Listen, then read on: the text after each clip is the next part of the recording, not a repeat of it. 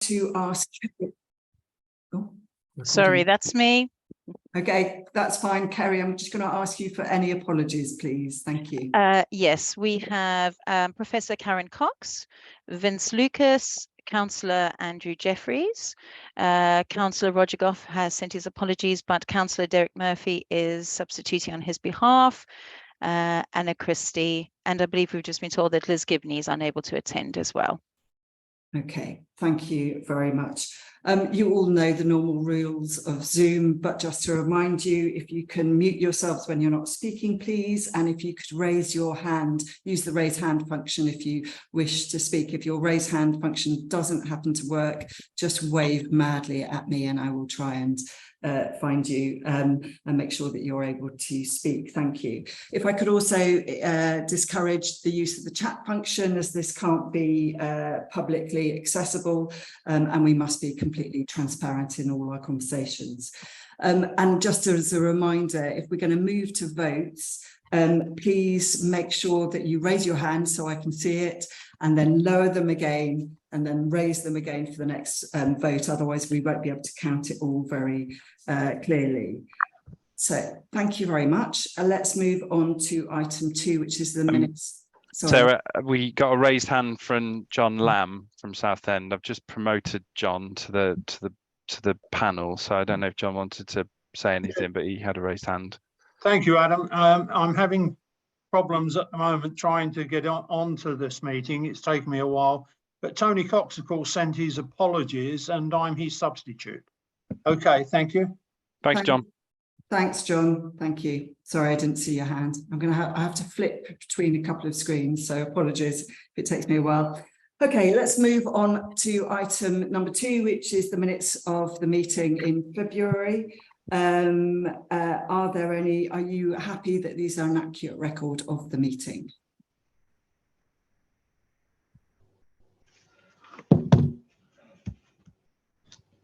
I'm taking the raised hands as a vote, or are they questions?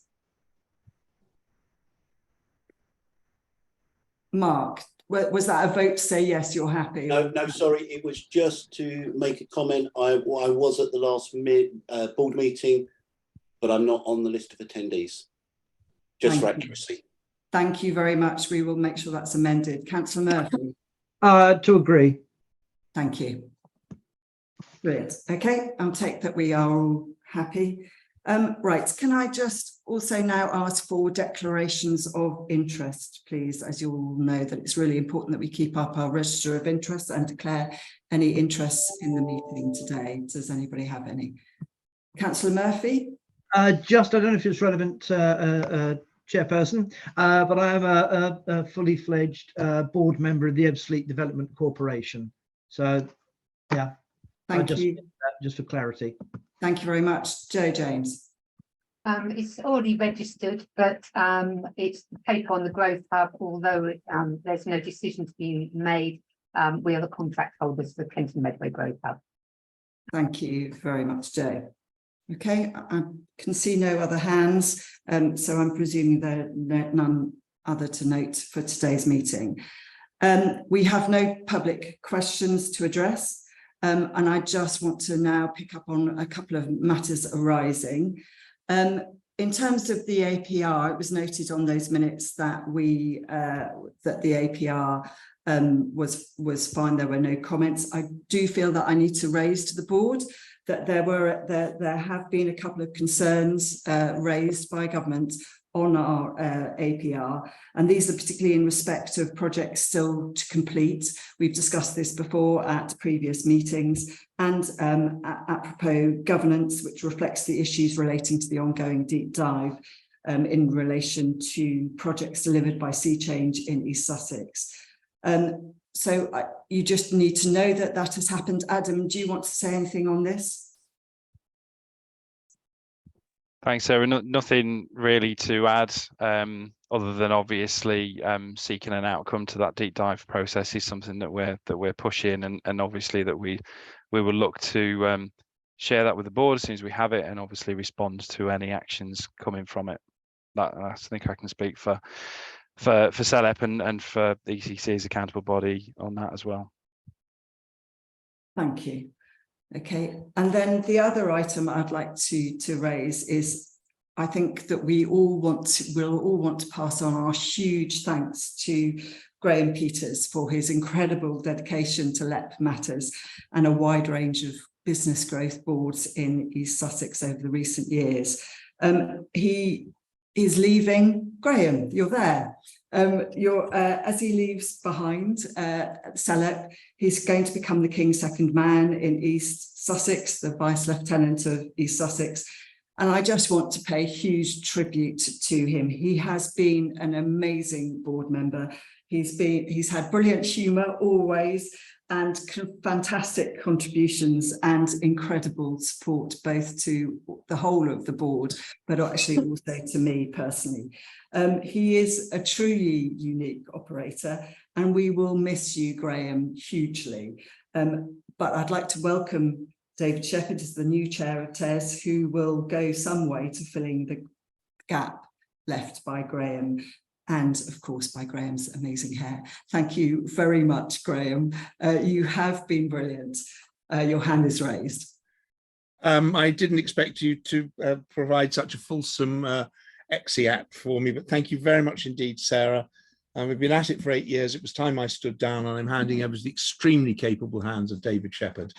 I just really want to thank all the colleagues I've worked with along the way. We've had some good times, we've had a couple of bad times and some slightly tense times, but it's mostly been fun. And I can't go without paying serious tribute to you, Sarah, as a fantastic chair, although latterly and vice chair. But the really important people in this, and there'll be more said later, I'm sure, are Adam and the team. And without them, none of this would be possible. It's a shame that we're going the way we are. We won't dwell on that, but thank you particularly to Adam and all the very best wishes for the future, but to all of the rest of the team who've just kept you going and this show so successfully in such a worthwhile way on the road. We've made a difference. Thank you all very much indeed. It's been lovely working with you. Thank you, Graham. I hope we will see each other again soon. You won't get rid of me that quickly, Sarah. Particularly not if you insist on working in Eastbourne. Yeah, absolutely. Thank you. Thank you very much. Okay. I'd like to now move on to item 3, but actually just before we go on to the main body of today's agenda, I just want to actually also build on what Graham said. It's firstly to thank the incredible staff team for remaining really committed over this period, and also to you all for doing your best for the people and for the economy of the South East.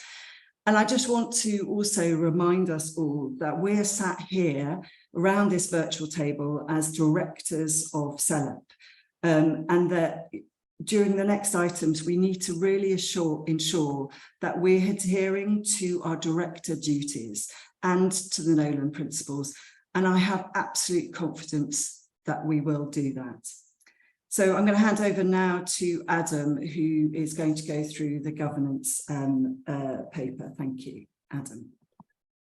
Thanks, Sarah. Hopefully the governance update has been reviewed by all board members, and I think largely we can take this as read, but important just to run through it very quickly. Obviously, we've made a few minor changes to the assurance framework detailed in Appendix A. Some of that relates to the fact that COVID's not around anymore, by and large, touch wood, and obviously various things have changed over the course of the last couple of years to accommodate that, which we've now reverted back. We need to resolve to enter into a new power of attorney to enable us to sort of execute the decisions in the middle of board meetings and push forward the work of the LEP, obviously completely in line with the decisions that the board makes. Clearly that will have to be adjusted over the course of the next few weeks as Helen Russell comes in to take the chief executive position, but that's something that we can do without much fuss, but obviously important to enter into that new power of attorney. To note the appointment of Simon Cook, which is obviously something that we've done since the last board meeting, and Simon coming in as deputy chair of the LEP is a real boon, and fantastic for all of us, and has been really brilliant already in his stewardship of the accountability board. So, you know, I'm personally really grateful for the support that we've seen from Simon, and I'm sure he'll continue to do a fantastic job with the LEP. The fourth one along is to note the appointment of new directors. So obviously it's all listed on the paper. We have Councillor Cox from Southend and Councillor Jeffreys from Thurrock, but also Councillor Edwards from Medway, and Councillor Edwards is on the call today, so welcome. And really fantastic to welcome new members to the board. And then the last thing on the paper is really to note the latest log of decisions that we've taken forward under that power of attorney as well. So nothing, I guess, groundbreaking in this particular item. Maybe we'll save that for later, but just to really run through that. And obviously, if board members have got any issues or anything you need to raise, then please do flag those issues now. Thank you, Adam. Does anybody have any queries or comments? No, thank you. Oh, Mark. Thank you. Sorry, just a quick question, Adam, on power of attorney, which I'm assuming will just be updated on your departure. Yes. Yeah. Yep. That's all it was. Absolutely. Sorry, just to ask a question. Yeah, it will be. Thanks, Mark. Thank you. Okay, great. Okay, so we're asked whether we agree to the changes on the assurance framework as detailed in Appendix A. Do you agree? Please see your hands.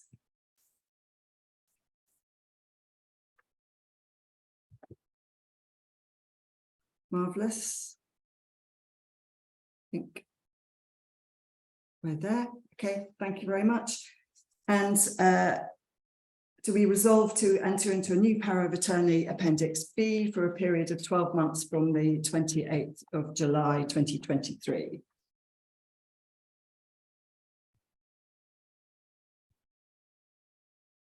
Brilliant, thank you. And then we are asked to note the appointment of Simon Cook as Deputy Chair of South East LEP, and note the appointments of the County Unitary Council Directors, Councillor Edwards, Councillor Cox, Councillor Jeffreys, and note the latest log of decisions made under CELEP Limited Power of Attorney, Appendix C. Okay. Great. Thank you very much.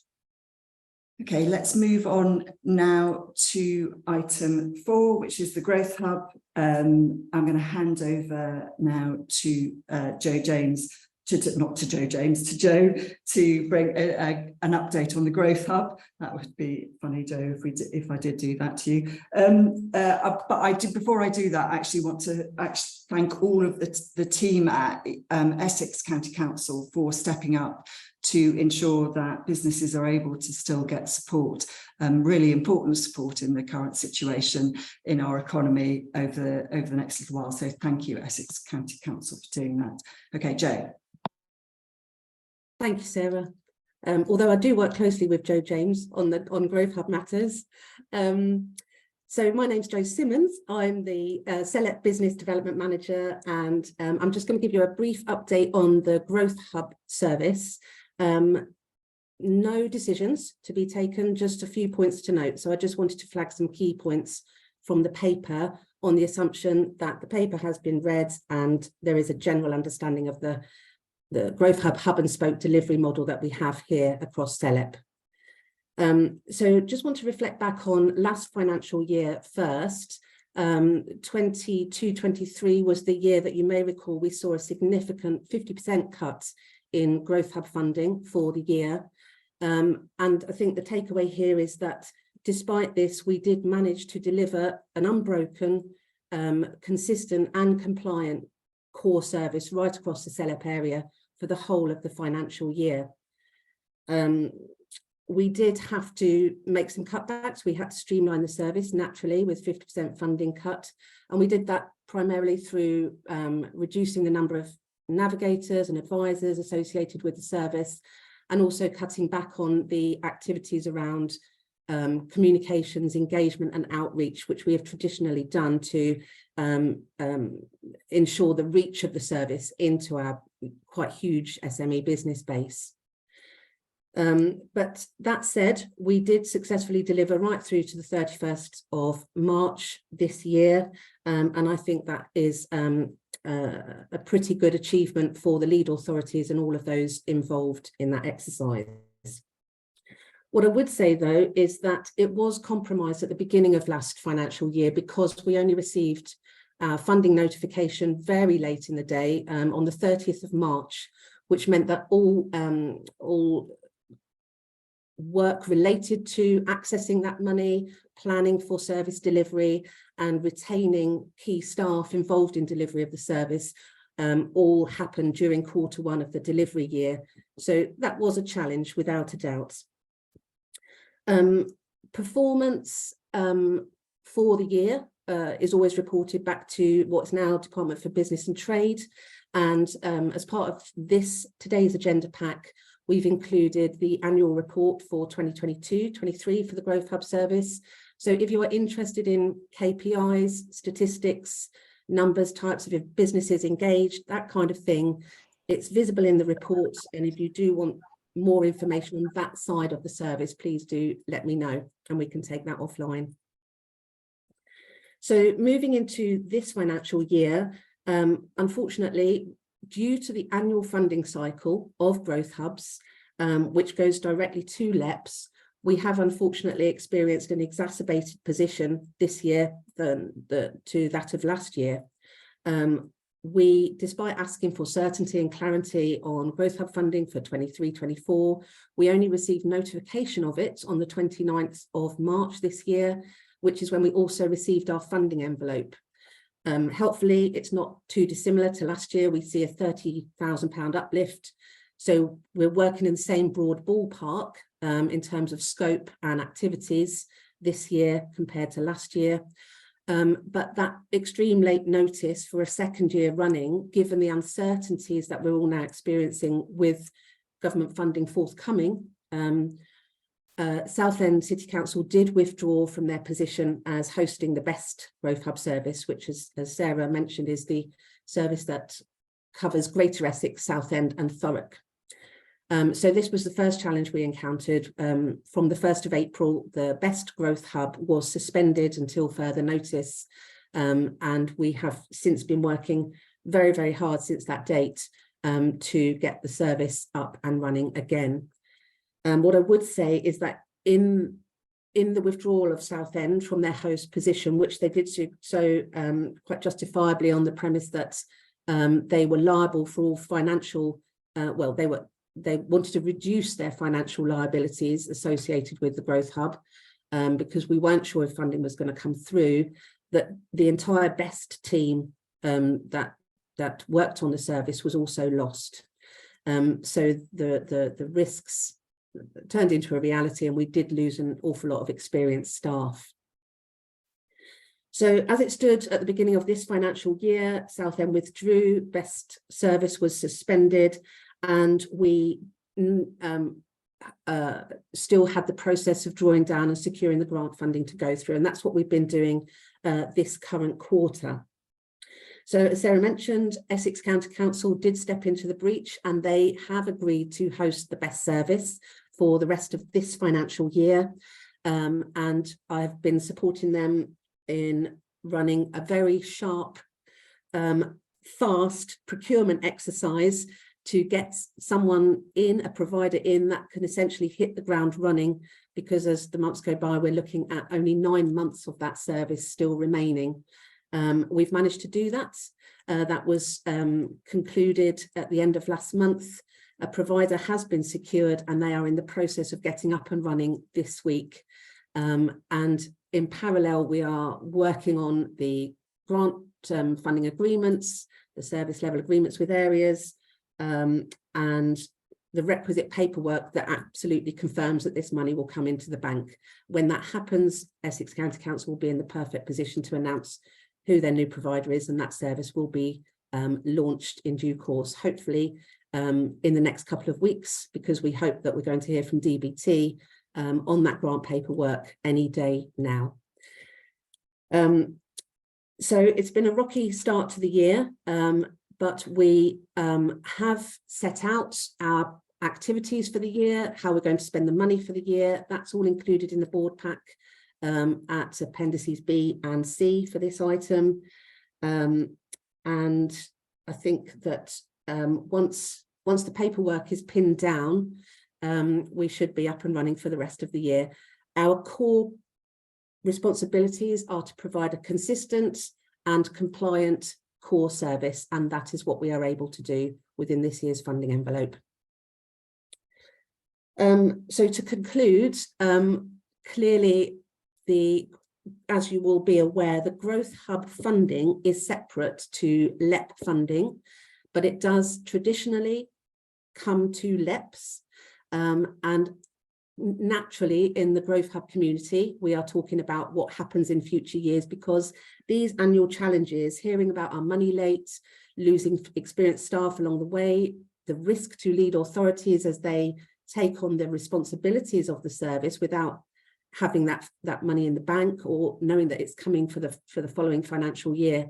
These issues have been raised with DBT for many months, over a year now, to be fair. That it's not a productive annual funding cycle to work with. And in that context, they have been considering the Growth Hub funding, I believe, separately, but together with the future of LEPs and LEP funding. So I think whilst we will deliver the Growth Hub service this financial year quite comfortably, she says confidently, the future of the Growth Hub will naturally be wrapped up in the LEP transition work that I know we're about to discuss. So that's what I had to say on the Growth Hub. I'm happy to take any questions, Sarah. Thanks, Jo. And I just would also like to pay tribute to you for all your incredible work under really difficult circumstances. So a huge thank you, Jo, to you and all the team. Perry. Yeah, Jo, thanks for that. Really helpful. I suspect the answer to this is going to be we're not sure, because you touched on it right at the end. But I think from a transparency point of view and some sort of clarity for businesses, how do you feel that the arrangement for the next 9 months is going to flow into the future with Essex County Council? Is there a sense that there's going to be continuity over this and an eye on continuity, or are we going to have one system for 9 months and a complete break and something new? It's just to give some reassurance to businesses out there that there is some clarity on the future. It's a very good question, Perry, and I suppose the truthful answer is no one knows at this moment, but the sense that I get in talking to the Growth Hub community at large, that's nationally, and also those of us involved in service delivery across CELEP, is that the hub and spoke model sets us in good stead. So we have operations right across CELEP, but we also have 3 area hubs that could theoretically operate independently in their own rights. I am getting a strong vibe from DBT that if future Growth Hub funding is forthcoming, that it would surprise me very much if that started to take a very different look to the way that the Growth Hub funding has come in the past and what it expects the receiver to do. So whatever shape or brand or look Growth Hubs may have next year, if money is forthcoming, it would surprise me if it looked radically different from what it does now. And I think Essex County Council hosting the service this year gives Essex County Council a good insight into how it operates and the whys and the wherefores, because there's a lot that goes on in the machinery and the wiring behind the scenes. But it all depends on whether we get the money or not. Yeah, okay. Thanks, Jo. That's very helpful. Thank you. Thank you. Good questions, as Jo said. Are there any other comments or queries? No. So we're asked to note that the Growth Hub annual report for Councillor Murphy's got a hand raised. Sorry, Sarah, sorry, I couldn't see you. Sorry, Councillor Murphy.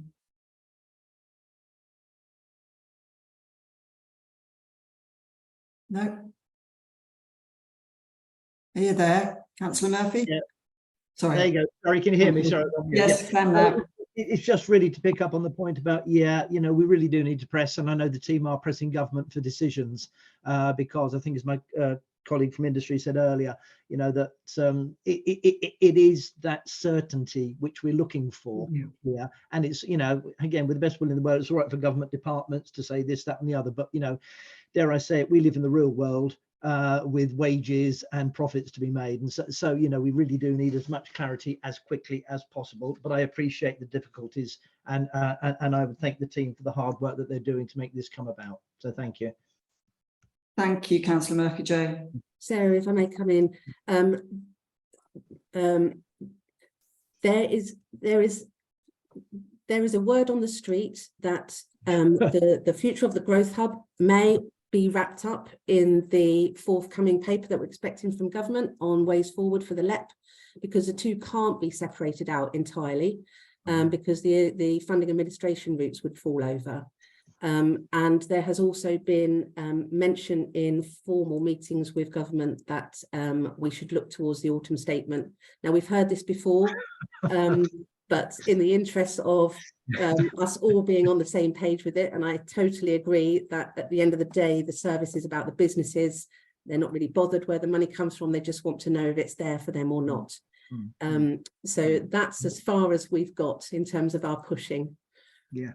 Well, thank you, Jo, for that reassurance. Yeah, you know, we all accept it's not easy. And I think, you know, with the government as it currently is, and with what may be coming down the road in 9 months' time, yeah, we know, we've all been there before. But thank you for what you're doing. And, you know, any help you need from Kent, just let us know, okay? Thank you very much, Councillor Murphy. Thank you, Councillor Murphy. A point really well made, and it's worth noting that we did write to try and urge a movement very quickly on some of this going forwards, but it did take some time for a reply to come back, if I seem to remember. Anyway, okay, we are asked to note the Growth Hub annual report for 2022-23 presented in Appendix A, and the funding allocation for 2023-24 service delivery. Note the temporary closure of Best Growth Hub. Sorry, I'm going to take them all as one note, one big note. Note the temporary closure of the Best Growth Hub service and actions being taken to establish a service for the Greater Essex area in early July. And note the schedules 1 and 3 presented the appendices B and C respectively, which constitute Growth Hub delivery model and forecast spend for 23-24. Okay, let's move on now. Thank you very much. Thank you. Let's move on now to item 5. I'm going to hand over now to Helen. Thank you very much. Thank you. So this report focuses on the currently unallocated capital funding, which is currently being held by CELEP. As the board may recall, there was a decision at the last meeting regarding a proposed combined approach to reinvesting the available Growing Places Fund funding and reallocating the available Getting Building Fund funding. Whilst this approach was endorsed by the board, following the announcement by government that they are minded to not provide core funding for LEPs after 23-24, and that LEP activities should transition into local authorities, this approach has been reconsidered, and it is no longer considered to be the most appropriate approach, given the new context within which CELEP is operating. Whilst this report does not set out alternative proposals for use of the GPF funding, the board are asked to reverse the decision taken at the last board meeting, allowing a fresh consideration of the options available for use of the funding. Options for use of the available GPF funding will be presented at a future meeting, following receipt of anticipated guidance from government with regard to the future of LEPs. So this report primarily outlines the proposed approach to reallocating the 2.049 million Getting Building Fund funding, which is currently unallocated to projects. This funding was returned to CELEP following the removal of the Swan Modular Housing Factory project from the GBF programme in January of this year. The GBF prioritised project pipeline that was agreed by the board in October last year was exhausted through the return of funding earlier this year. And at that point, advice was sought from government as to how this funding should be utilised. The advice from government indicated an ongoing expectation that GBF funding, even if combined with the Growing Places Fund funding as originally intended, should be used to deliver capital projects which are GBF compatible, i.e. shovel-ready quick delivery projects. Whilst guidance is awaited from government regarding the future of LEP and the transition of LEP activities to local authorities, there has been a clear statement from government that LEP should continue to comply with the requirements of the National Local Growth Assurance Framework, and therefore by extension our own local assurance framework during 23-24. The National Assurance Framework places a responsibility on LEPs to ensure robust processes are in place to assure value for money offered by projects. The process set out in this report is in line with government expectations and is fully aligned with the requirements of the CELEP Assurance Framework. It follows an established process which has historically been used to successfully allocate capital funding issued to CELEP, albeit on this occasion the process has been truncated as much as the assurance framework will allow. It is intended that the process outlined within the ball paper will be led by CELEP and will be completed during 23-24. It is intended that the process will be completed as soon as possible, and the requirement will be placed on projects to spend funding awarded within 12 months of the Accountability Board formally approving award of funding to the project. This is important given concerns raised in CELEP's most recent annual performance review with government regarding GBF spend continuing into 23-24. Whilst it is acknowledged that the process outlined in this report will not ensure that GBF spend is completed in 23-24, it will provide a clear route to completing GBF spend in a timely manner. The report sets out a number of criteria which is proposed should be applied to this round of funding, including an expectation that projects should be genuinely shovel ready, with all required consents and permissions, including planning and listed building consent if applicable, in place prior to submission of the business case. Experience of delivering the Getting Building Fund and Local Growth Fund programmes has shown that outstanding consents and permissions can significantly impact on delivery programmes. Therefore, it is recommended that should any remaining barriers to delivery be identified, the projects will be rendered ineligible to receive GBF funding. Given the expectation of quick delivery, it is also important that projects can demonstrate that a full funding package is in place to support delivery, and that consideration has been given to the likely cost increases as a result of high inflation levels and interest rates. As the board may recall, the purpose of the GBF funding was to help support economic recovery following the COVID-19 pandemic. In order to ensure that the reallocation of the funding remains in line with the vision set out by government, it is important that all applications for GBF funding support activities outlined in the CELEP Economic Recovery and Renewal Strategy. In line with the requirements of the National Assurance Framework, projects must be able to demonstrate projects must be able to produce a robust business case which clearly demonstrates the need for investment and which demonstrates that the project offers high value for money or complies with one of the exemptions set out in the CELEP Assurance Framework. It is recommended that projects which have previously been removed from the GBF programme cannot apply for funding. This is due to the nature of the reasons for project removal, which exclude the possibility of quick delivery.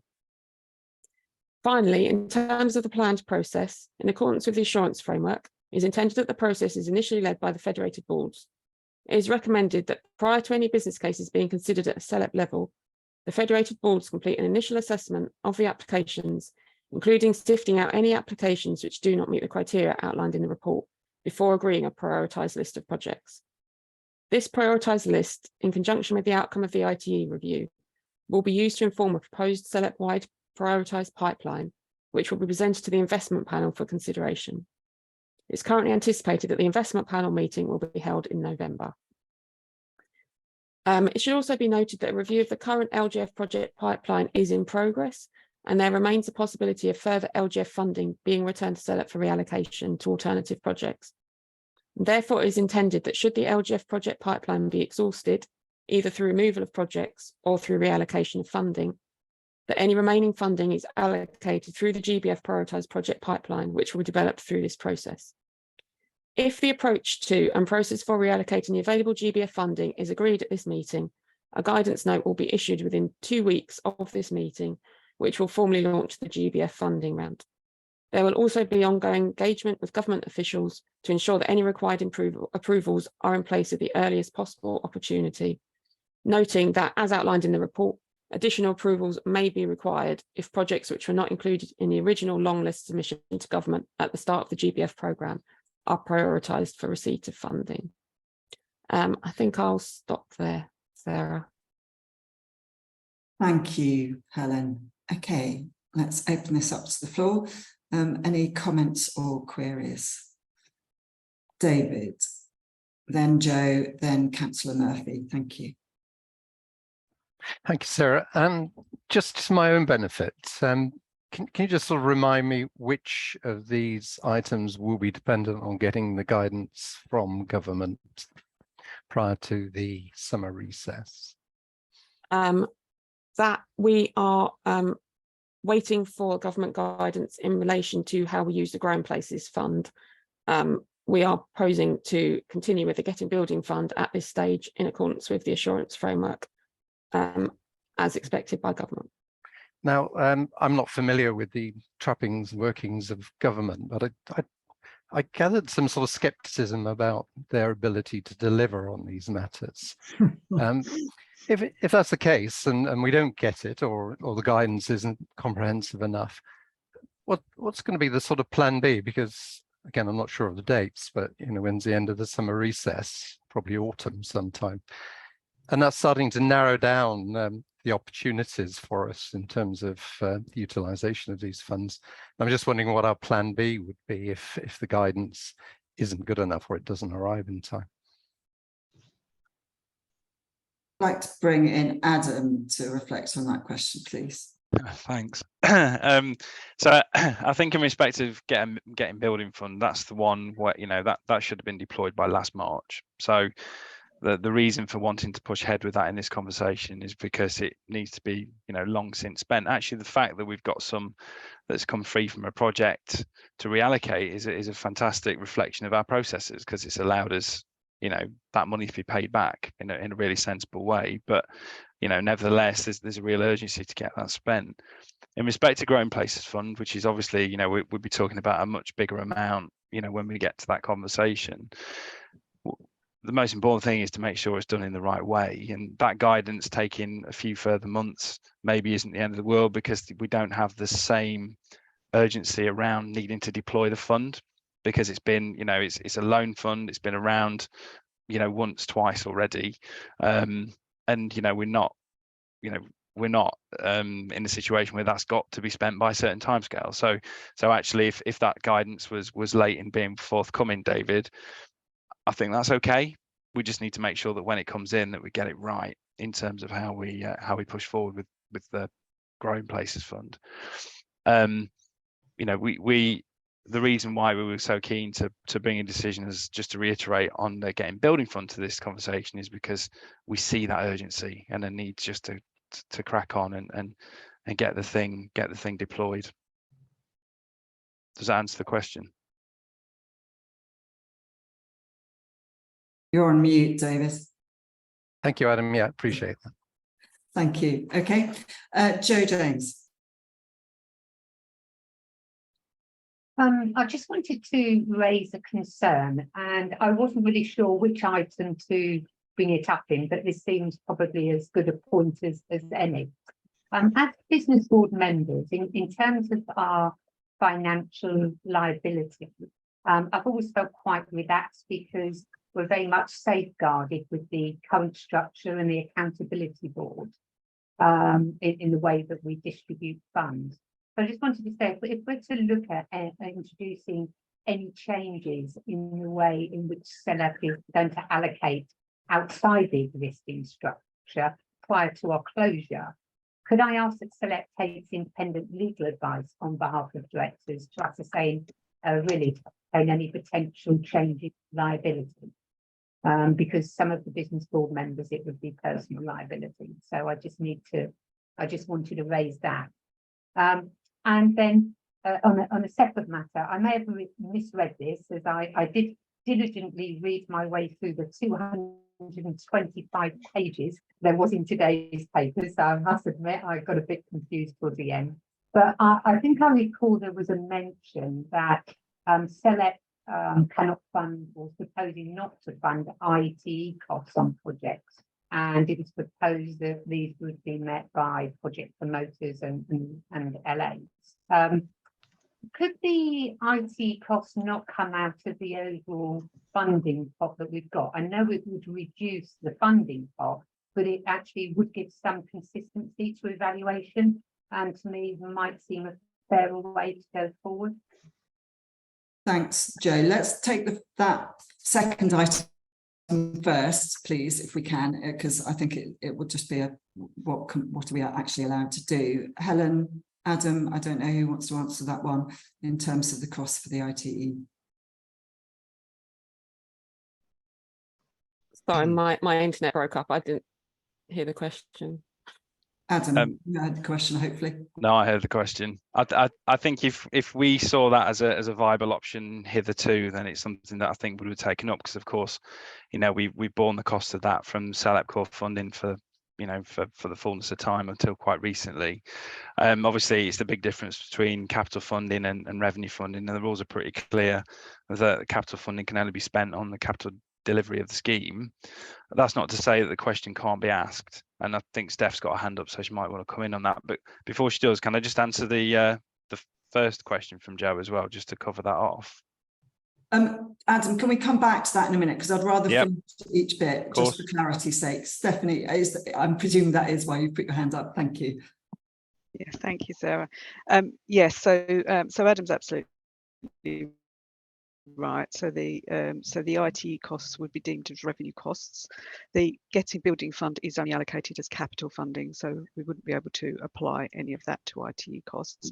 But as Adam points out, we've previously used CELEP Secretariat funding to support ITE costs. We know, as you've seen as board members, that the financial position is really tight for the CELEP Secretariat costs now, with no additional funding coming in beyond this year. So that budget is currently fully committed, so there's nothing available. But you know, obviously Adam and the team can look at flexibility around that. Growing Places Fund is slightly different in that can be used to apply to revenue as well as capital. Thanks, Stephanie. Okay, that's very clear. So Adam, you wanted to come back to the second question that the first question that Joe asked, sorry. But I just want to say on that one, from, you know, as far as I understand it, the proposal in front of us at the moment does not move from our insurance framework position, and we adhere completely to our assurance. This is a proposal that we adhere completely to our assurance framework position. So, Adam. That's absolutely right. Just to give Joe some reassurance, what we're proposing with Getting Building Fund is absolutely in line with process as you understand it, offering you maximum protection as board directors, seeking the final approval through the accountability board and everything else. And there's a really good reason for doing that. So, you know, fully familiar and compliant and you know, everything that you'd expect us to put forward. So we're not putting forward anything that runs against that, Joe, just to give you that reassurance. In respect of what I said about Growing Places Fund and how that's handled moving forward, obviously that might look really different, but of course what we need to do in them circumstances is take clear advice from government and make sure that all the legal implications are fully understood, all the changes are understood, any transitioning required is implemented properly, and that board directors are first and foremost are given the assurances and the securities that you need. So just be assured that, you know, we're not putting anything forward that moves away from our assurance framework processes, but if we're anything to change, then obviously, you know, the fundamental point is we take that advice from government. Thank you, Adam. Thanks. Councillor Murphy. Thank you, Sarah. It was really picking up on what Joe James said a bit earlier, and there was no collusion, I assure you. It's about the IT costs for the transition. It really is just to note that the KCC would not have specific resources to do this. So really to note and to be aware, really, and flagging it early. Thank you. Mark. Thank you very much. Sorry, Helen, I think the information was fantastic. Thank you. I suppose my question is just a twofold question, which is, first one is, I'm assuming that the same criteria applies to when these deadlines are for completion and payment. And do we also have any schemes that we feel, so I'm trying to put this in the right way, of where we have been, you know, had funding returned to us at the last minute, obviously time is ticking, you know, we're under quite a lot of pressure here. Do we have schemes that we feel that we can bring to the table very quickly, have approved, and ensure that the spend is carried out within the time? I would assume that local authorities will have pipelines of projects already, and I'm sure there are projects within there that are quick delivery. There was a large number of projects on the initial long list submission to government. I appreciate that quite a few of them were higher value, but there were some smaller projects within that list. So I am quite confident that there are a suitable number of small size projects there that can be delivered on a quick turnaround. So you asked the second question. No, sorry, I think it was the first one, Helen, around, I'm assuming that all the same criteria is in place with regard to deadlines, and that being the point of, if it is, do we feel comfortable that we can allocate this money and have the approvals in place? It's obviously quite a tight deadline now, isn't it, to have that expense? Yeah, so it's a very similar timeline to that we've worked to before. So I am confident that, as obviously assuming there are projects ready to come forward, that timeline can add. That's great, thank you. Thank you. Councillor Murphy, I've got a hand up, but I'm presuming it's an old hand unless it's a new one. I'm going to make that presumption it's gone down. Simon. Thanks, Sarah. Helen, I note in there that one of the issues that might delay us getting money out would be the current date of the accountability board, because it's not until February, I don't think. That's subject to availability of accountability board members. That's reasonable for us to bring that forward a little bit earlier, isn't it? Because I wouldn't want us to delay unduly just because that's a planned date. But how soon do you think, off the top of your head, we could bring that forward to? Well, if we have the investment panel in November and the prioritised pipeline is agreed at that stage, then we should be in a position to have an accountability board probably in January, or maybe December will be tight because of the lead-in times needed in terms of publishing the forward plan, but earliest January should be achievable. Thank you. Be happy to try and make sure we can convene that as soon as possible to avoid any delays. Yes. Thank you. And I would say the same about the investment panel as well, actually, because I think if we can, you know, make things happen as quickly as possible, you know, obviously we've got to ensure that the business plans are fit for purpose, and you know, that we've gone through all the due process and adhere to our assurance framework. But if we can move things quicker, that will obviously be subject to the federated boards and the local authorities that are putting forward things. Then I would be more than happy to try and pull meetings together as quickly as possible. So would that be all right, Helen and Adam, that we move to do that if we can? Absolutely. Yes. Great. Are there any other comments or queries from people? No? Okay, so we're asked to vote on the recommendations in the paper, which is agree to reverse the decision made in February 2023 to run one combined prioritisation process for the award of the available Growing Places Fund, revolving capital loan, and Getting Building Fund capital grant funding.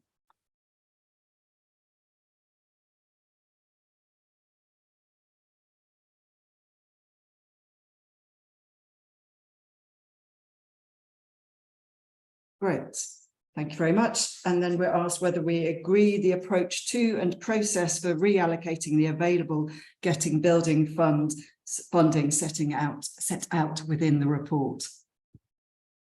Do we agree?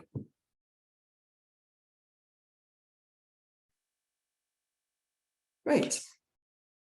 Thank you very much.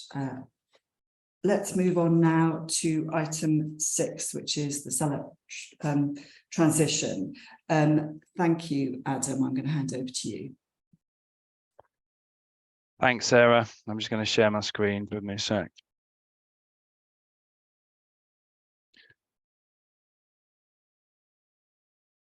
Can we see that? We can. Yes, thank you. Good. So morning, everybody. Thanks for indulging me in yet another presentation to the Select Board. Probably poetic that it's of this theme. I'll try and keep it as straight down the line as I can, but you can probably expect a few twists along the way as I try and enjoy myself in putting this across. So we had an informal conversation of board members just over 3 weeks ago. And just before I kick off with this, I just need to be really clear that this presentation is entirely in line with that discussion. So no surprises for board members who were present. Really important though to reiterate some of the things that we said back earlier in June, and obviously to make sure that we reach some sensible decisions at the end. In respect of this particular item on the agenda, there are a few things around agreeing the delivery plan and noting change in exec leadership of the LEP and stuff that we can, hopefully Sarah can pick up at the end. I don't really major on that in the presentation. I'm just focused on the type of transition that we need to make. So first thing I'll do is just do a little bit of a history lesson. I'll take you back to 13th of December 2011. So this was the event that marked the start of the South East LEP, and just look how far we've come. You know, lots of similarities across some of the faces on this slide here. You can see the 3 county leaders on the left-hand side picture as they were at the time, and John Spence, our chair, Eric Pickles in the middle, who was responsible for getting this all started in the first place. Very much a feature of that evening, as I recall. And Graham, who looks exactly the same as he does today. So well done, Graham. Idiot. So just moving away from that. So they just give you a measure. I mean, that's the best part of 12 years ago. So, you know, what we've done in 12 years has, I think, been pretty remarkable. Just worth reflecting on current activities. So just to, I guess, reflect a little bit of the delivery plan discussion and the agreement that we need around that. You know, what are the things that we're involved in at the moment? Obviously, the picture here is the development of, well, an artist's impression of what Beauty Park Station is going to look like when it gets there, which is obviously something that's taken a bit of CELEP funding to help move it forward. The day-to-day operation of the team, you know, I think we did an exercise a month or two ago where we listed 45 to 50 different things that I think occupy us on a day-to-day basis. This really is a sort of really crude summary of that, but it gives you a good spread of kind of all of those things, you know, ranging from what we do around skills to the big job around the management of the capital programme, some of the regional activities that we're involved in that sometimes slip under the radar, sector group activities that we support as well, which are particularly gratifying and helpful to those businesses who engage with them. There have been some things over the years that we decided not to push forward with, and things that we haven't developed because it's not really for CELEP to do. Some things sit better at a local level. Some things have been sort of taken up by other people, but I think, you know, I'm sort of proud to say that we've been a really important part of so many partnerships outside of CELEP over the course of the last 12 years. And whilst this one here is a reflection of the things that occupy us on a regular basis, I think actually the real impact of the work is felt in a much broader cohort of different activities. And I'm sure that board members could reflect on some of those things where you've had a direct involvement. What we did also recently was really look at those things that need to continue to happen, albeit under a different guise. And I'll hand over to Helen now, who will just walk you through that for a couple of minutes, just to remind you what some of those things are, with a few appropriate pictures in the background as well. So Helen. Thanks, Adam. Yeah, and apologies for board members who obviously have heard this at the June meeting, but I just wanted to go through sort of 4 broad areas of work really that you know, we do believe has, you know, significant merit in taking forward. Some of it obviously might well be a requirement, others we just think hold a huge amount of value across the region and would like to see some continuation of that activity. So starting with the capital programme, which I know you're very familiar with and we've talked a lot about, there is obviously a large body of work currently undertaken by CELEP and the accountable body in managing the operation of the accountability board and the operation that goes around it to ensure that robust management of the capital programme.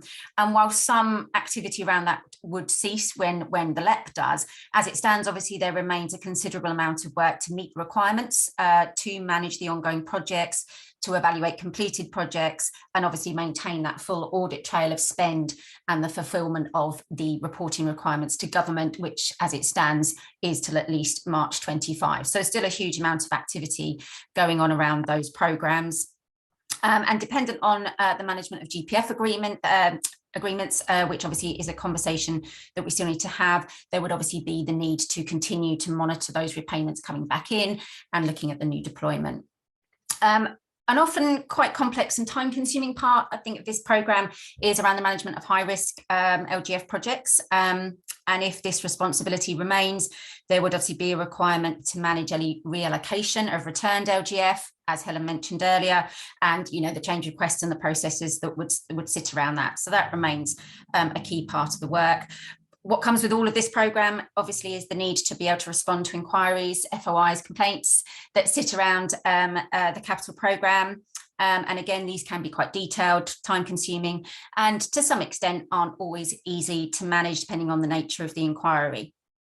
And lastly, again, kind of depending on sort of processes agreed going forward, but we do obviously have the reallocation of current funding available with GPF, and obviously the need to ensure that there is a robust process in place to take that forward. Next slide, please, Adam. So just moving on to some of our strategy work, and some of you may be slightly less familiar with some of this work, and starting with our data and intelligence. Over the past few years, we have built up a really strong internal data repository and analytical capability within the team.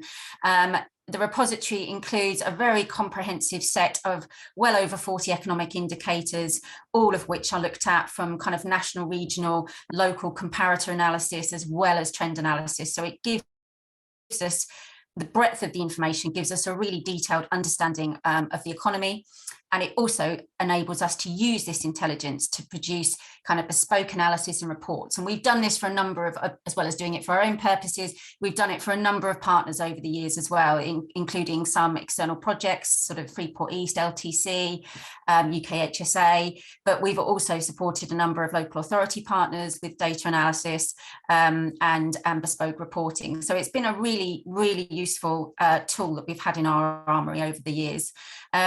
And what we've focused on quite a lot, I'd say, in the last year to 18 months is building up our sectoral analysis capability.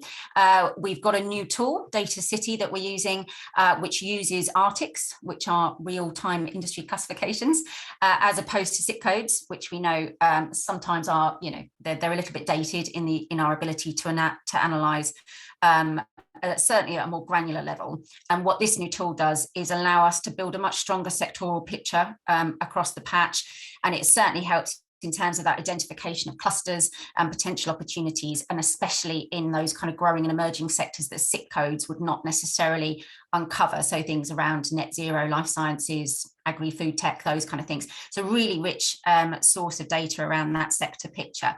And this is a very growing part. We haven't had the tool that long, so it's a growing part of what we're doing, but we've used it initially to feed into our state to the region report, which we're really pleased about, and hopefully you received the link to it last night. We've literally just published it, but this is a really comprehensive, probably the most comprehensive we've done really since we did the local industrial strategy evidence base. And that draws upon the repository, this new tool, as well as the sort of wider intelligence that we collect. And we do intend to publish the data at a local level, so that partners can utilise that in whichever way suits them in terms of that greater interrogation, you know, for various purposes, whether that be planning, strategy, you know, bid development, whatever your needs are around that. But we're really pleased with that piece of work. We've also spent quite a bit of time over the last, well, I don't know how many months now, 8 months or so, supporting all of the chambers in their work in developing local skills improvement plans. We've used that established data catalogue that we have to enable us to respond really quickly to kind of initial needs, but also the emerging evidence-based needs as that work has progressed. And we're continuing to do that. We met with the LSIP leads recently about the capability of the Data City tool, and we're in the process of putting a proposal forward to them about how we can support them with that sector analysis, sort of going even further than that broader evidence base. So really pleased about that. And lastly, but not least, we do maintain a strategy network of partners with over sort of 1,000 members, and we do very much use our data and intelligence function to kind of underpin and support the sort of ongoing work of that network. Next slide, thanks, Helen. Thank you. And so this probably the meatiest bit in some ways is around our partnerships and our working groups. And I do believe it is always difficult to articulate the value of partnerships. I think if you're in them and you value them, then you know how wonderful they can be. And we certainly know that the partners and stakeholders that are involved in these working groups value the role they play significantly. And we've had a lot of feedback on that in recent weeks and months. So I just intend really to give you just a bit of a snapshot of these groups and what they do. So starting with the major projects, this consists of a dozen sort of £1 billion plus infrastructure projects across our patch. It includes the Lower Thames Crossing, both Freeports, UKHSA, Princess Alexandra Hospital, Sizewell C, Manston Airport, as well as sort of 6 very large scale housing community developments. And we also engage a sort of wider with, oh, is that just me? We've lost our PowerPoint there. Is that only for me? I don't know if anyone else has lost it. Sorry, Helen, I kind of got kicked out and I can come back in again. My internet connection. I'll carry on if you're able to reload. Is it not sharing? It's not on my screen at the moment, but I think if you carry on, Helen. I will. Yeah, I will. Yeah. And yeah, we also engage with wider projects, particularly in terms of best practice, HS2, and also with Gatwick Airport in terms of their Northern Runway development. So it's got a wider sort of catchment as well. The group has existed since 2021. It has 3 main areas of focus, which is around labour market and skills, supply chain and social value, and innovation. The latter particularly focused on kind of shared challenges around construction decarbonisation, really, and how to tackle that quite gritty problem. The skills and labour market work is the most progressed, as projects generally felt this was the biggest risk to the delivery of their projects. And because of this, I think it was early 2022, we established a separate MPG skills group, which consists of the sort of skills and employment leads within those projects. The projects own a shared action plan, and there's 6 areas of work that they collaborate on, one of which we're working very heavily on at the moment. Simon is very involved in that, which is how we address the challenge of acute shortages of technical tutors across the patch. A national problem, but one that is made quite significantly worse in some ways in the south due to kind of demand, wage inflations, and all of those kind of things. And this work is supported by the Skills Working Group, the LSIPs, and also the Department of Education has been very involved. So we do hope to be in a position to pilot some new solutions around this over the coming kind of months and the rest of the year. So some really exciting work going on around that major projects group. Another very established network, which I'm sure you're all familiar with, is the Creative Enterprise Network, which is our CECEN, a network of 140 strong private and public sector members with the aim of growing the digital, creative and cultural sector across the region, and really harnessing that economy of scale for a sector that is primarily made up of very small businesses. And the regional strategy that it's had has underpinned a number of successful projects, which has included the Creative High Streets work with Arts Council England, Creative Workspace Programme, programme, and more recently the DCMS Create Growth bid, which KCC led, that secured over 6 million to support those businesses and included indeed West Sussex.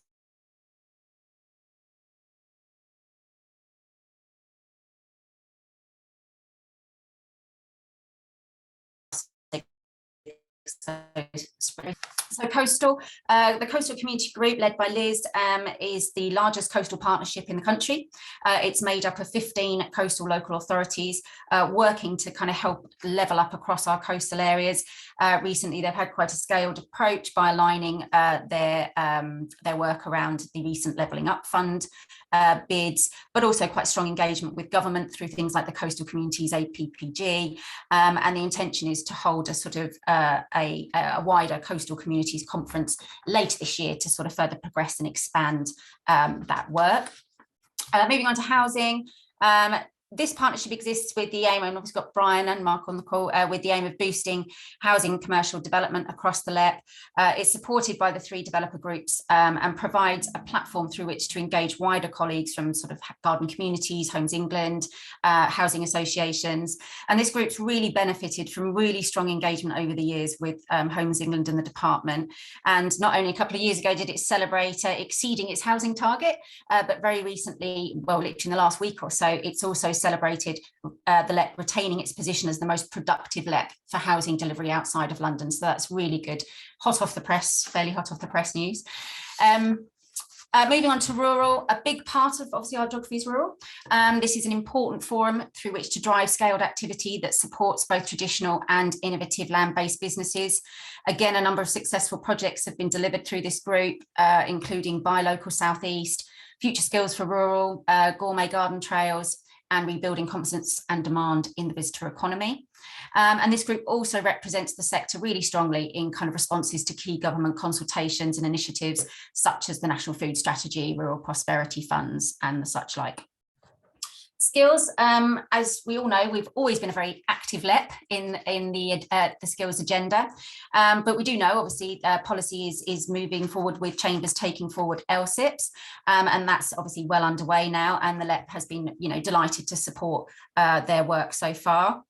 However, it has been sort of agreed by partners at this stage anyway, that are engaged in our skills advisory panel and our skills working group, that they really feel that there is still real merit in that strategic partnership on a wider geography, that it still has real value in, you know, and particularly in delivering against those shared challenges, the tutor shortages being one of them, but also they see it as a really valuable route to engage with the DFE on others on these kind of shared issues. So there is a desire to keep these forums in whatever form they can take going forward.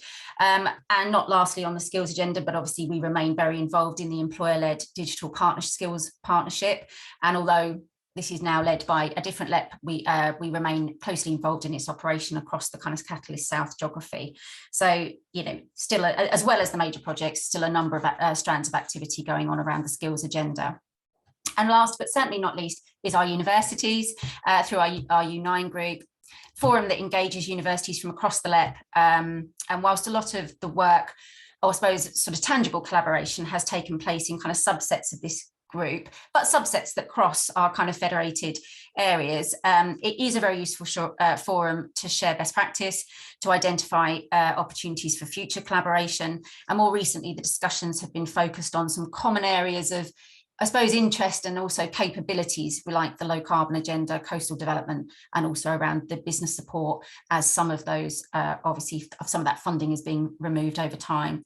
So I think it's felt there's much opportunity still around the group, you know, much like the Northern 8 or the Midlands Innovation, you know, clusters have, you know, that ability to work collaboratively moving forward across universities is going to be increasingly important.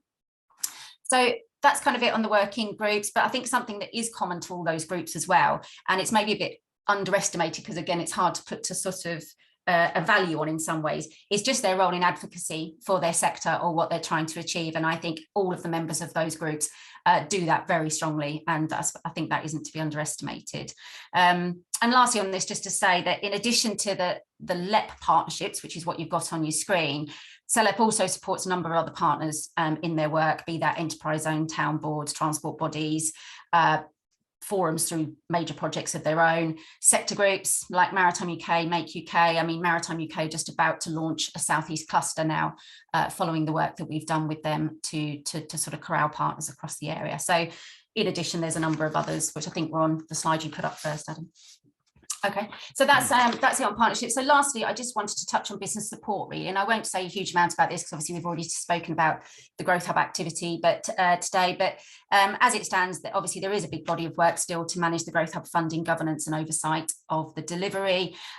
You know, the future approach and how funding will flow obviously still needs work, but the experience gained from undertaking this work over many years and delivering business support schemes has built a really intimate understanding of the business support ecosystem, and it will be important that the connections and experience in this are not lost as part of any transition.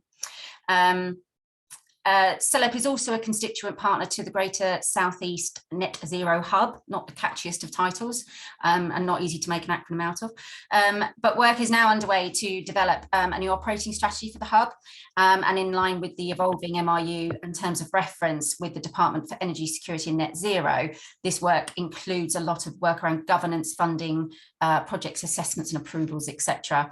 So there's a large piece of work that CELEP has an obligation to sort of see through unless there's some decision to formally revoke our role in that partnership agreement, which would need approval of this forum.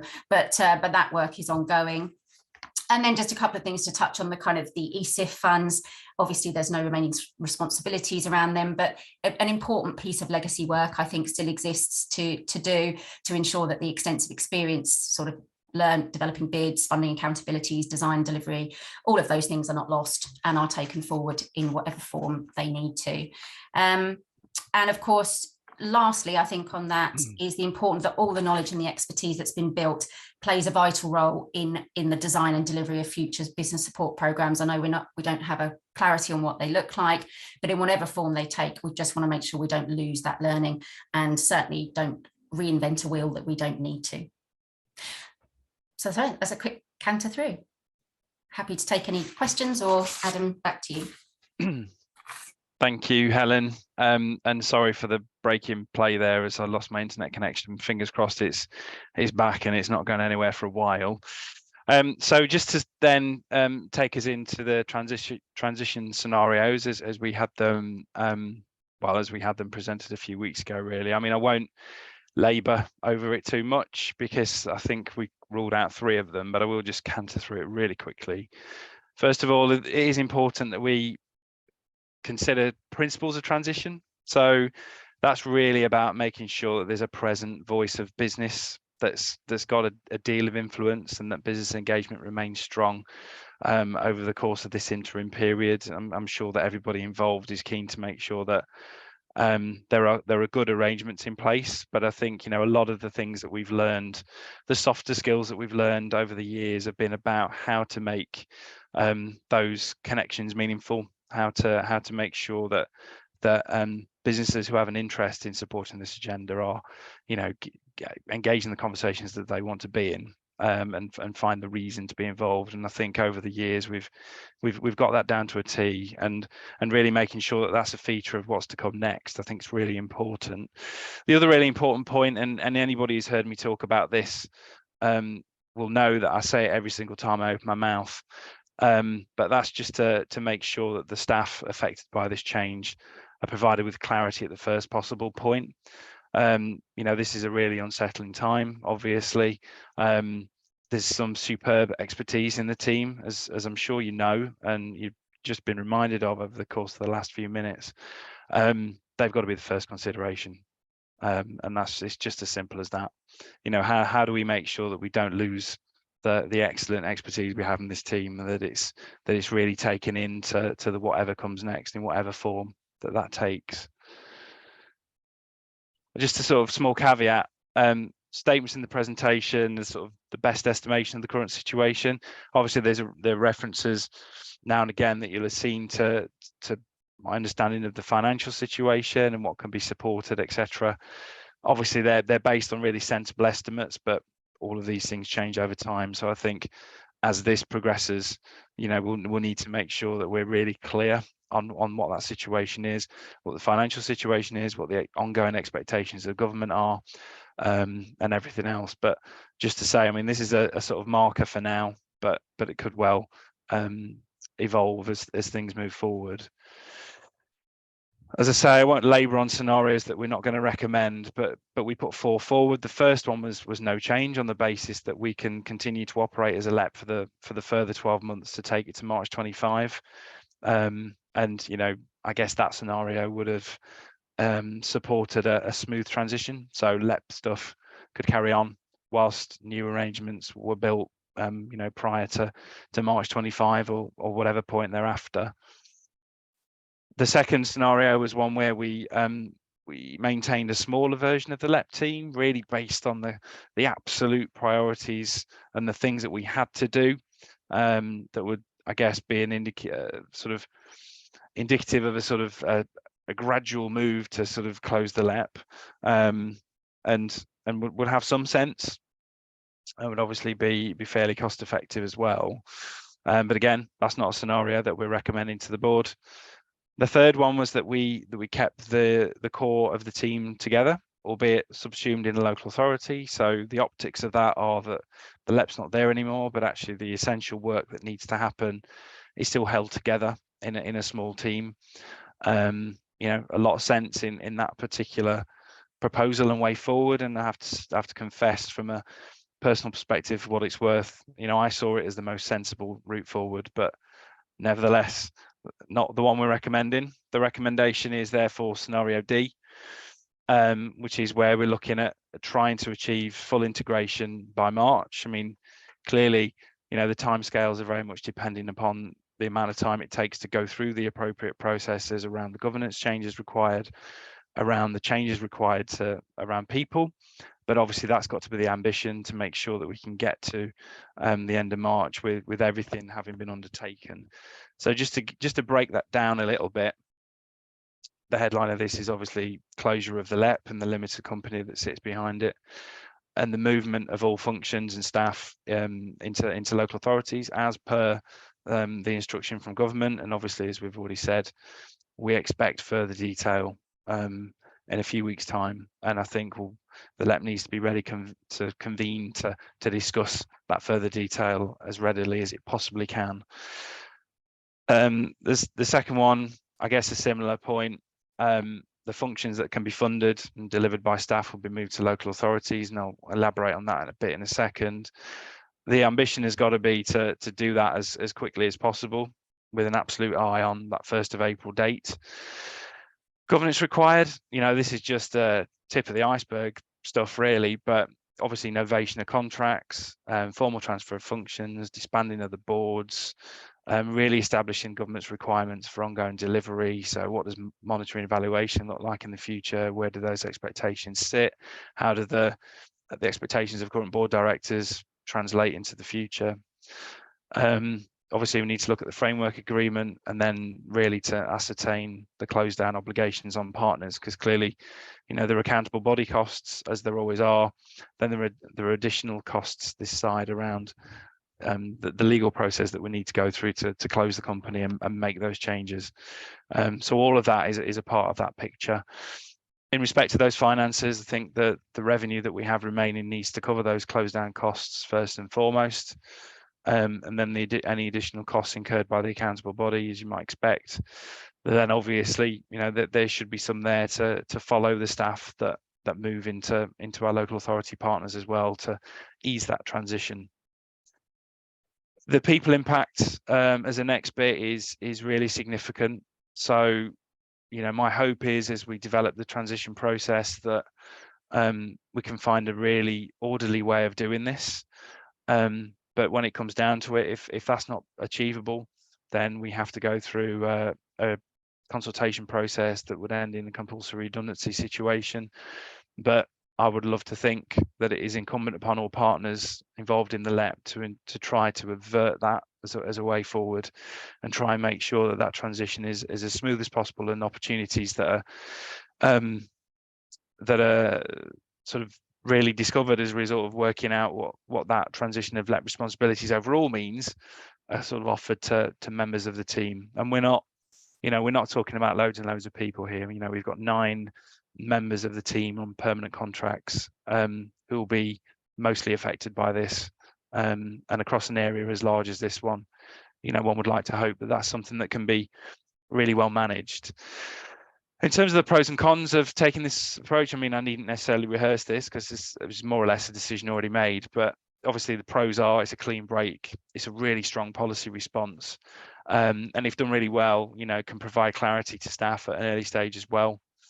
The cons, the challenges are the sort of time necessary to agree all those processes that I've started to indicate above, to get the commitment of everybody involved, the potential loss of some of the value-added strategic work that Helen's just talked through if we don't think it through properly, the risk of alienating businesses, which obviously one of the things that LEPs have done is put businesses in the driving seat. 70% of members of this board are from the private sector. Is that necessarily going to be the case moving forward? Maybe so, maybe not. But I think that kind of uncertainty is a factor here for businesses on the board. And then we've obviously got the potential for a quick loss of expertise. And, I don't suppose I could really comment much on that, but people leaving the team is something that's a real risk and a real risk to partners, because, the expertise that sits in this team is beyond measure.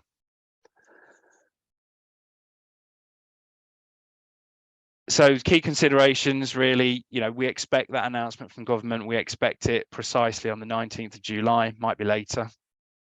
But obviously that's going to be a major factor in determining what that transition looks like and how we handle things like the Growing Places Fund as well. The key thing that we need to do now, and the recommendation in the paper, is that we work together to develop a transition plan. So we've already scheduled a meeting of officers involved in the LEP on the 19th of July to really start to plan that out, think about the best way of doing it. That needs to incorporate, how the work ports over, of course, but also all the legal, financial, employment implications of the transition. They all need to be considered, and we owe it to everybody involved to make sure that that's done properly. And I suppose that the big question is about just making sure that, we're all lined up on this. So we're unclear at the moment. Local authorities were very clear a few weeks ago that they're ready to take on LEP functions, which is why this is the recommended scenario. But we need to start to understand what that looks like. So it's one thing developing a transition plan for the LEP, but what does that look like from an integration perspective from our local authority partners? Hopeful that comes together in those conversations that we're starting in a couple of weeks' time, and fingers crossed we can get to the October board meeting with a fully signed off transition plan and a clear way forward for all the things that we've started to talk about here. And this is deliberately repeated.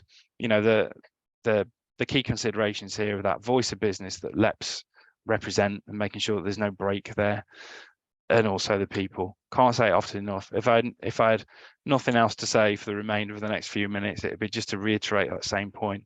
What you have is the most talented group of people working in the LEP that you could hope to have. So making sure that those people are looked after, and that they're there to perform those functions through a local authority aegis in the future is really important. And if I get to repeat it again in the next couple of minutes, I probably will indulge myself in doing exactly that. Next steps.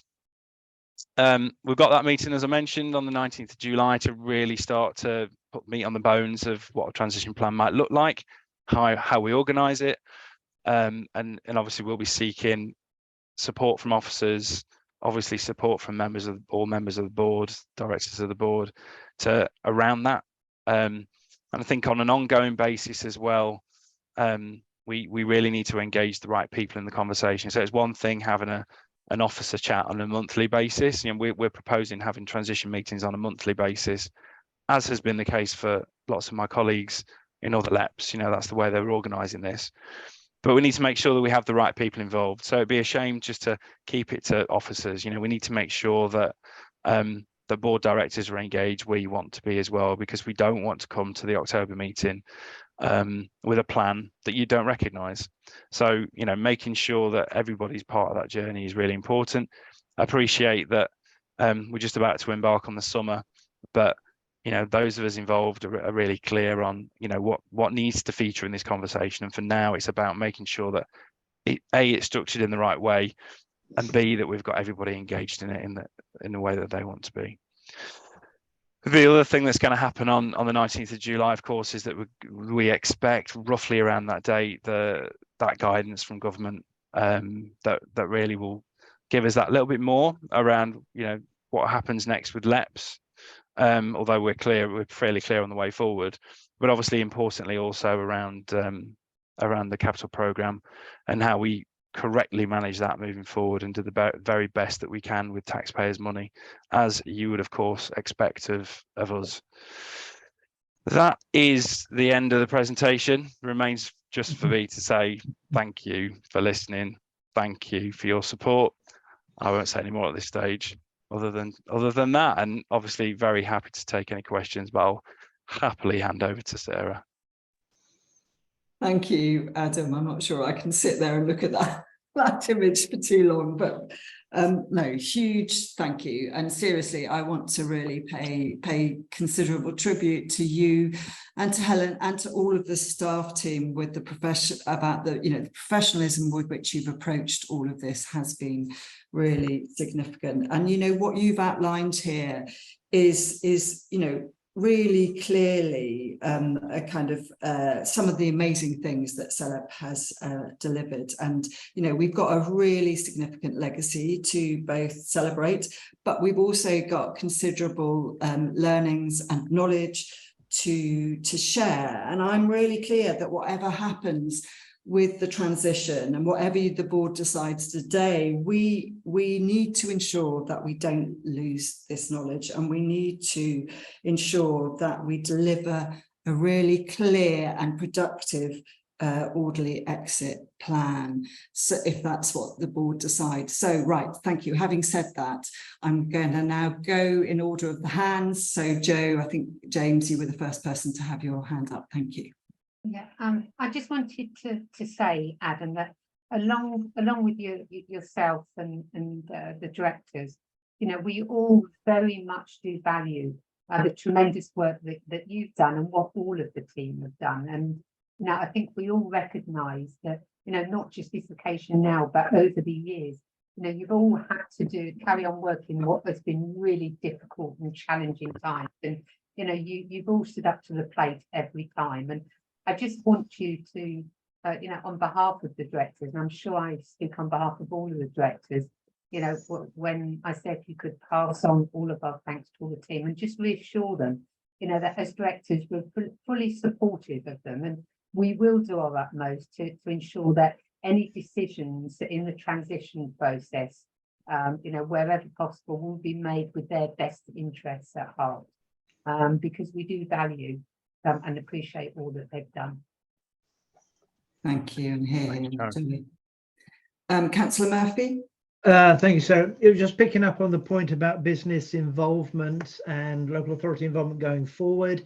The Kent situation and position, and Kent and Medway would be very much that we would still maintain our contacts with our federated bodies. And although we would be the higher tier authority, of course, but we would actually make decisions and consultations through the existing bodies that we have. So, you know, institute directors, Cambridge Chamber of Commerce, and of course our dear friends in Medway and so forth. So for us, that would actually, I think, provide a platform during the transition period of no change in terms of people we would be consulting and working through, and hope that gives business a bit more confidence about the stability of what we're proposing. Thank you. Thank you. Carol Ford. I can't really add anything more to what Joe has said, except to say that I'm here to help, and if you want me involved in the transition and over the summer, etc., then as a business board director and representing KMEC, I'm more than happy to support. Thank you. Thank you for that offer. Councillor Bentley. Thank you. Can I just check you can hear me? Because it keeps saying on my screen that my connection is unstable. I don't know if that means me personally or the internet, but can you hear me okay? We can hear you, thank you. Oh, that's good news. So thank you for that. Thank you for the good presentation. Yes, Adam, of course, I'm one of the few actually was here from day one, and I'm back again after a short break as well. So it's good to see you all. But looking to the future, very good presentation. Yes, option D, I think, is what the government wants us to do, as well as us wanting to do it as well.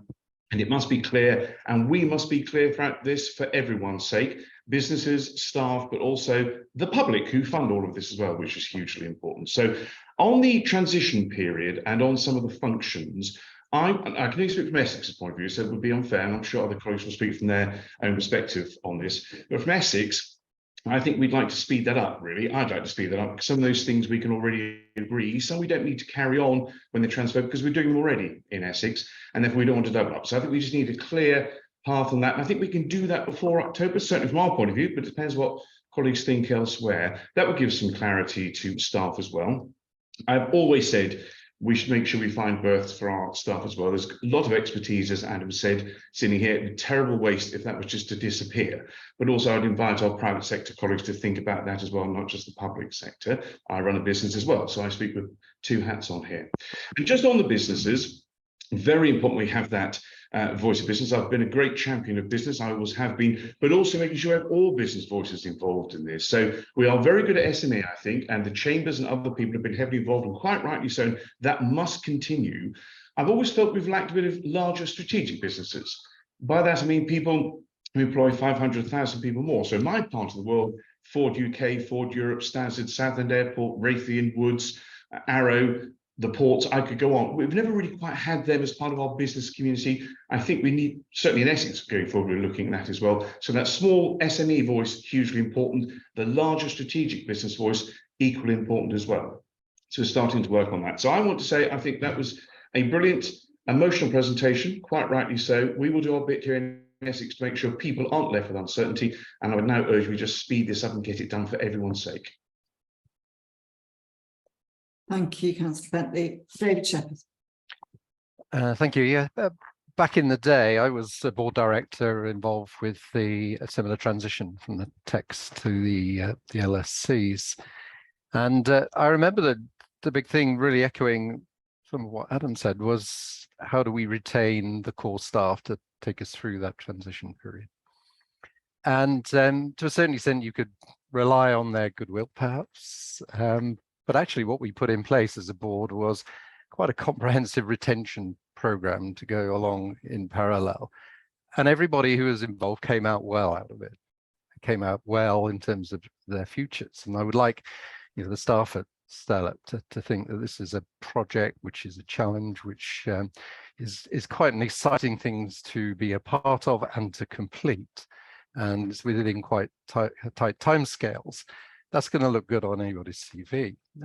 But I think it's beholden upon us, and I'd like Adam really to sort of consider that how do we maintain that view that retention is important, that we keep people throughout that period and they come out of it really well. Thank you. Simon. Thanks, Sarah. I guess a question as well, Adam. I think as much as I know you said consensus around option D might not be your preference. I suppose in the bigger scheme of things, we acknowledge that. I'll acknowledge that on your behalf, and I think we would acknowledge that. I suppose decision is better than indecision, but also now we move into a stage where I guess we need clarity rather than ambiguity. So there's a heck of a lot of detail, isn't there? So if notwithstanding what was just said, actually, I think Councillor Bentley said it. If there were things that you needed us as directors to do to help either accelerate some of that clarity, or if you needed us to do things, what would those things be? What would those detailed things be that we could do to support you and the team in achieving that smooth transition as best as possible? Thank you, Simon. Maybe you'd like to come back to answer some of these things that people are saying right at the end, Adam, but let's go to Councillor Lamb, please. Thank you, Sarah. Yeah, literally just like what Simon was saying, and I do agree. It's a shame we're going down this way, because I do remember when we very first set this up, and it was a great opportunity that we really got businesses involved in decision making on how we could improve all the areas around counties, unitaries, everywhere. And that was very major opportunity for us to get the funding. And the government are now going this way, and they're saying, well, we've got to wind it up. And I do believe, and Adam has made it clear, we've got to make sure that the staff know what's happening. This uncertainty cannot go on. And whilst I don't like, as I say, folding up and going for option D, I think it's the only one where it's going to be concise and clear where we need to move to. And Adam and his team and everyone being involved has done a tremendous job over the whole area of the LEP over many, many years. And as it was said when he first started doing, you can see what's being achieved, you know, in those areas, which we wouldn't have achieved if it was just local authorities working on their own. It wouldn't have happened, not to that degree. So I do like to thank all the teams, and for Adam, sorry to see you going, Adam, as well.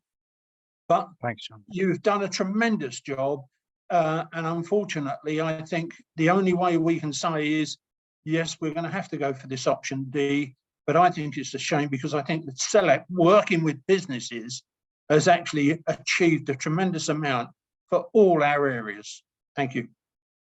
Thank you very much, Councillor Lamb. Adam, were there a couple of things you'd like to come back on, the questions that you were asked? I guess there's a fairly, I'm kind of really mostly musing on Simon's question, which in some respects is an impossible one to answer. But in others, you know, I guess the answer is fairly simple, in that the most valuable thing that we can do now, or have from board directors now, is just that engagement. You know, we need to get this right for the sake of everybody involved. You know, we need to sort of meet regularly. We need to make sure the details understood, that there are nothing that we miss, because there are kind of big legal considerations here, you know, in terms of the management of a really massive capital program of projects, and making sure we get that right is really important. Obviously, we've talked about the staff already, but yeah, the worst case scenario, I guess, would be to come to the next board meeting, which I'm going to have to attend, and really sort of put something forward that people can't sign up to. You know, it's got to, people need to own it. We all need to own it as board directors. You know, being part of that process is really important. And I don't think we're going to ask for people to talk to us every day or whatever, but there are going to be some really important checkpoints over the next few weeks as this is developed, and we just need to sense check. We need to get your opinion, your expertise, your inputs, because ultimately, you know, I'm really aware of the goodwill that exists across this LEP. It far outstrips so many other LEPs, and I'm absolutely sure that we can use that as a basis for getting this transition plan to where we need to get it to, and have something in October that really provides that clarity to staff, provides that clarity to board directors, and enables that smooth transition that I think we all want to see. Thank you, Adam. Just on that point, I do wonder whether it is worth us considering some sort of a series of what I would call task and finish groups, who kind of look at particular areas in terms of the transition as board members, and maybe help guide and develop that. So we might want to look at that, maybe, Adam. I might invite Helen next. Helen, rather, sorry. Yeah, we've already started doing some work for that ahead of the 19th meeting, Sarah, in terms of work streams, probably 5 or 6 work streams we think that will cover the kind of core components of the LEP work, and how we'd need a lead for each of those, obviously, and then we need the you know, the right people within all the partner organisations to pull that together. So yes, that work is already in train, and certainly will be ready to present to the SOG group on the 19th. But you know, really welcome anyone's input beforehand, but we're working on that now. Thank you. Jo. Yeah, I mean, I'm happy to, as always, you know, as a director, I'm here to support whenever needed. We do need to get it right. And although there's there may be a desire to speed things up and just get on with it, priority needs to be taken. It needs to be a considered and timely approach. And I think that's really important. And I, like John and a few others here, have been with the LEP since day one. And I think one of the big successes is that really strong public-private sector partnership and joint voice, which I think has been amazing. And I think it's incumbent on all of us actually to ensure that in whatever our new local structures look like, that they too remain that, have that public-private sector voice, and businesses have definitely have an equal say around any table that's set up in any of the counties. Thank you, Joe. Well said. Okay, so Simon. Sorry, one last question, because it just sounded like you were going to wrap up there. I guess what I didn't want to miss was the stuff that Helen talked about around some of those wider partnerships, because I guess once we really get into the detail, I guess it will be easy to forget all of the hard work that has gone into establishing those partnerships. And I wonder if perhaps at our next board meeting, I wonder what it looks like through the lens of those partners that have been involved in it, as opposed to through our lens. So what it was, Helen, was really helpful in just reminding us of all of that myriad of different partnerships that have been established. And I'd just be interested through the lens of some of those partners to hear back what the benefits of that cross regional collaboration has actually been. Yeah. If that. So just to come back on it, if I could, Sarah, quickly, and just to say we're doing a piece of work at the moment, actually, Simon, around all of the working groups that in order to inform the transition primarily, but that really kind of pulls together not only the work that's been done, but the breadth of membership, but also the value and the views of the partners that exist within those. So that's a piece of work that Alex in our team, who facilitates a lot of the working groups, is starting to pull together, because I think you're right, it's going to form a very important part of those conversations, and one that might not have enough foot at the table if we don't have that piece of work that I think that really starts to get underneath what those partnerships do and what they achieve and how much they are valued by those that participate in them. Thank you. Yeah, and I would obviously admit my bias as co-chair of the South East Creative Economy Network, but absolutely, as you said in your presentation, Helen, there are over 100 members of that group that do a lot and actually have achieved a lot of inward investments to the area. Okay, unless anybody else has got anything to say, I'm going to take us forward to whether we agree to the adoption of scenario D for the transition of the LEP and the integration of its activities into the local authorities. Do you agree?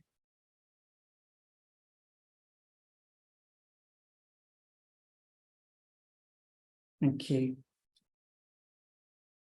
And then, do you agree to support the development of a detailed transition plan for the agreement at the next strategic board, with local authority partner commitment to providing written confirmation detailing the capacity available within each local authority?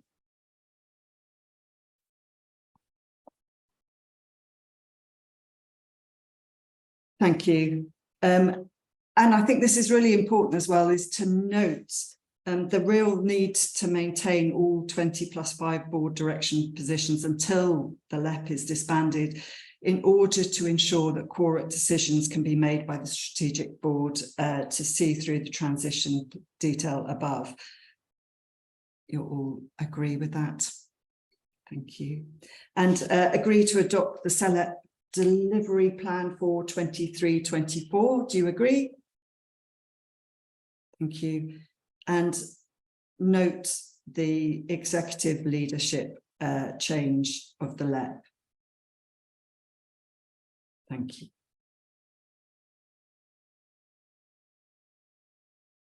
Okay, right. That takes us on to move to any other business. Councillor Edward, do you have your hand up? I didn't know whether that was something. No, that's right. Thank you. Any other business around the room before I just say a couple of words? No. Okay. Adam. I know this is your last board meeting, and I'd like to pay real tribute to your incredible and your tireless work for the LEP. Your professionalism, your dedication has helped us navigate some really tricky waters sometimes.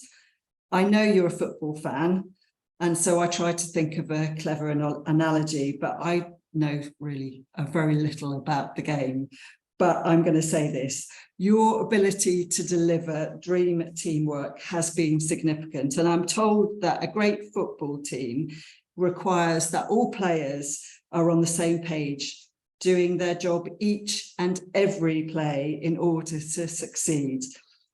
And that indeed, when you have a great team, there's a kind of special kind of trust that develops between these players, whether they dislike each other or if they're best friends.